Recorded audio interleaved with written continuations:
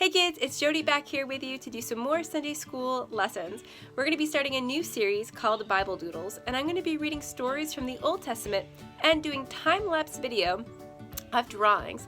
Now, the reason why I like to draw so much is it helps me remember the message and the story a little bit better. So kids, I encourage you to doodle along with me. In the beginning, God created heaven and earth. Water lay deep over the surface of the earth, and darkness was absolute. God said, "Let there be light," and suddenly there was light, and God saw that it was good. Next, God said, "Let there be sky over the waters," and call the sky heaven. And this was on the second day. On the third day, the land rose up through the waters, and God called the dry land earth, and the waters sea. At once grass took root on the earth, and every kind of plant.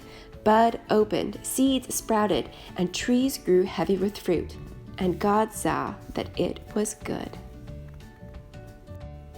On the fourth day, God said there must be lights in the sky to divide night from day and to mark the seasons.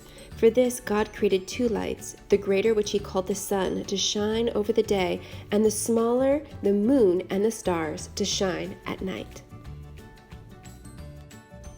On the fifth day, God created all creatures of the sea and the sky.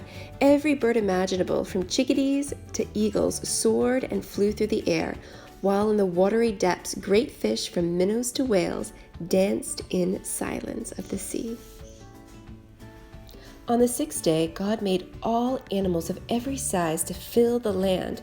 God created giraffes, lions, and elephants to fill the savannas, bears, rabbits, and foxes to fill the forest, cattle, sheep, goats to fill the great plains, monkeys, jaguars, tree frogs, and gorillas to fill the jungle. On the sixth day, God also said, "I shall make people in my own image to rule over them."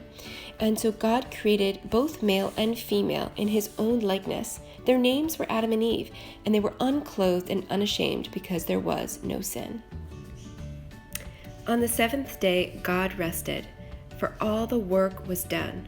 He looked over the earth, and he was pleased by his creation, and he saw that all was well with the world.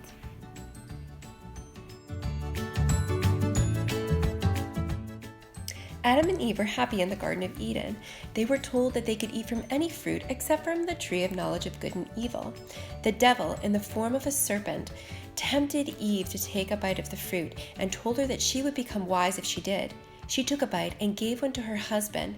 Suddenly, they both became aware of their nakedness, and they heard the Lord's voice, and they feared and hid.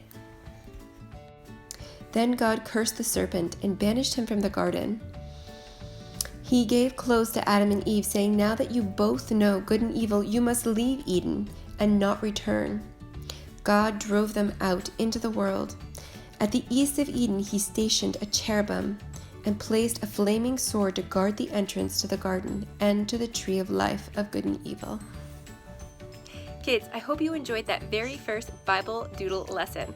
And like I said, I encourage you to doodle along with me. So please grab some markers, pens, pencils, crayons, whatever you have, and draw a picture of the creation story and send it to pastor@furnacebrook.org. And I'll be able to post those pictures in our next week lesson. All right, kids, I can't wait to see you next week. Bye-bye.